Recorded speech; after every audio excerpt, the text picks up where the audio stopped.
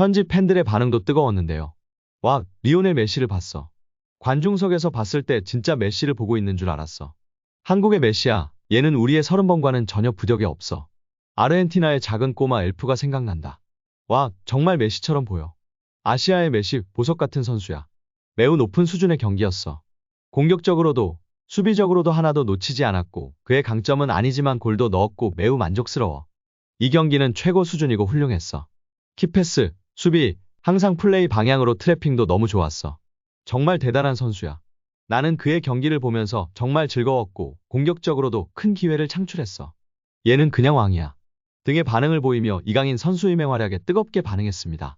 또한 프랑스 현지 110만 축구 유튜버도 극찬을 쏟아냈습니다. 미드필더에서 뛴 이강인은 정말 대단한 활약을 보여줬어. 우리가 사랑하는 이강인을 다시 봤어. 우리가 신뢰하고 믿는 이강인의 모습을 확실하게 보여줬어. 이강인이 은바페와 호흡도 너무 좋았고 수비에서 공격으로 전환할 때 키플레이어가 이강인이었어.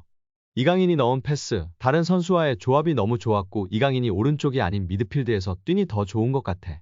정말 좋은 축구를 했어. 정말 괴물이야. 그리고 비티냐와 이강인, 은바페의 콤비 플레이가 환상적이었어. 브라질의 삼총사, 히바우두, 호날두, 호나우딩요를 보는 것 같았어. 환상적이었어. 서로 호흡이 너무 좋아서 서로 패스 플레이가 너무 잘 이뤄졌고 아름다웠어 정말.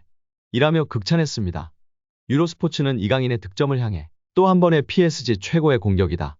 이강인은 박스 밖에서 강력한 왼발 슈팅을 날렸고 골키퍼는 속수무책으로 당했다고 중계했습니다.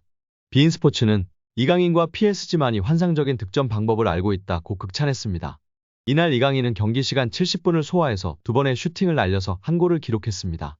특히 기대 득점값에서 0.07로 매우 어려운 상황에서도 강력하면서도 정확한 왼발 슈팅을 통해 골을 만들어냈습니다. 여기에 패스 정확도도 48번 시도해서 45번을 성공시켜서 94%의 성공률을 보여주기도 했습니다. 특히 상대 공격 지역에서 무려 패스 8번으로 팀 내 최다 시도로 과감하게 시도하면서 중원사령관으로 면모를 제대로 보여줬습니다. 말 그대로 중원을 지배한 이강인 선수였습니다. 축구 전문 통계 업체 풋몹은 이강인에게 평점 8.0을 부여하면서 중원에서 보여준 이강인의 번뜩이는 모습에 대해서 제대로 인정했습니다. 레퀴프에서는 엘리케는 이강인에게 거의 완전한 자신감을 불어넣었고 그 이유를 짐작할 수 있다. 공격 전환 시 이강인은 매우 효과적인 연계를 보여주었고 이는 그의 전환 패스로 시작된 파리의 2번째 골로 증명되었다. 또한 그의 기술로 통제적인 장면을 만들어냈다. 후반 시작과 함께 이강인은 빛났고 화려한 가마차기 슛으로 골을 기록했다.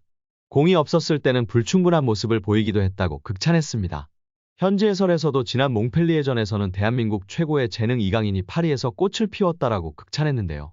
이번 2번째 맞대결 원정 몽펠리에전에서는 현지 해설이 개인 역량이 크게 작용한 골입니다. 몽펠리에 킬러라며 극찬했습니다. 프랑스 매체 구공미는 이강인의 몽펠리에전 활약에 대해 평점 7점을 부여했습니다. 이 매체는 이강인은 경기의 중심에서 빛났고 공격적으로 좋은 움직임을 보였다. 이강인의 기술 수준은 명백하고 PSG 공격진 구성에 엄청난 이점을 제공한다고 언급했습니다. 프랑스 매체 홈은 이강인의 몽펠리에전 활약에 대해 비티냐와의 연계 플레이를 통해 득점 기회를 만들어냈고 골을 터뜨리기도 했다. 골문 구석에 작은 네트를 흔든 이강인의 왼발 슈팅은 메시의 전성기를 상기시켰다며 극찬했습니다. 엘리케 감독도 극찬을 아끼지 않았는데요. 이강인의 골 직후 어퍼컷 세리머니를 했던 엘리케 감독은 경기 후 기자회견에서 이 정도 실력을 가진 선수들에게는 당연한 골이었다라고 흡족해 했습니다. 프랑스 카날 서포터스에 따르면 엘리케 감독은 이날 중거리 골을 넣은 은바페, 비티냐, 이강인 모두에게 박수를 보냈다. 그는 은바페는 박스 밖에서 골을 넣는 능력을 타고났다. 비티냐도 마찬가지고 이강인도 이런 능력에 뛰어난 소질이 있다라며 은바페, 비티냐, 이강인의 환상적인 골을 넣는 천부적인 재능을 극찬하였습니다. 오늘 골은 정말 대단했다. 선수들이 이런 방식으로 팀에 도움이 될 수 있다는 생각을 가지고 계속 노력할 수 있도록 동기를 부여해야 한다라고 앞으로의 활약을 기대했습니다. 또 이 팀에서 누릴 수 있는 특권이다. 이 팀 감독으로부터 부임한 날부터 이렇게 좋은 선수들을 지도할 수 있다니 운이 좋다고 말했다. 능력뿐만 아니라 모든 게임에서 최선을 다하는 투지까지 갖춘 선수들 말이다. 고 목소리를 높였습니다. 이강인과 비티냐도 은바페처럼 언제나 박스 밖에서 득점할 수 있는 선수다라면서 이런 선수들이 계속 적극적으로 나서야 한다. 그들은 능력과 열정을 가진 선수들이다 라고 칭찬했습니다. 다시금 한국 축구 레전드 중 한 명인 기라드, 기성용의 발언이 재조명되고 있습니다. 기성용이 직접 한 유튜브 방송에 출연하여 이강인에 대해 얘기했었는데요.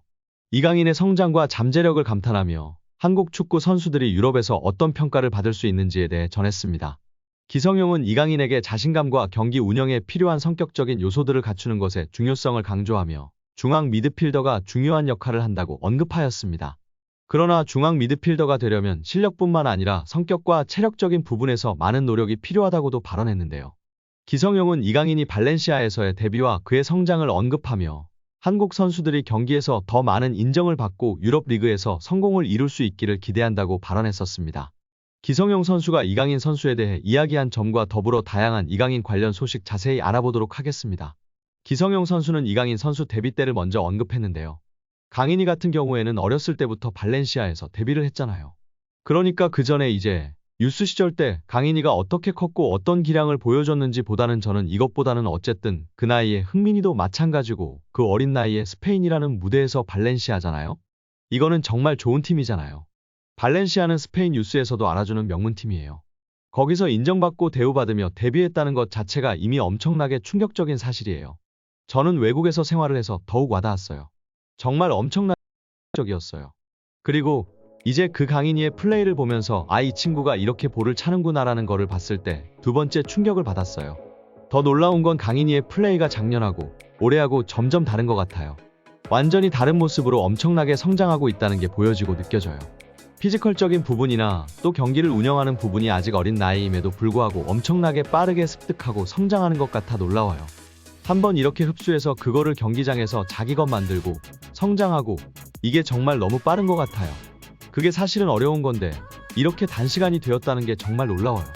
그리고 19살, 20살, 21살, 23 이렇게 25살 계속 변하거든요. 강인이가 딱 지금 피지컬적인 부분에서 변화가 저는 있었다고 봐요.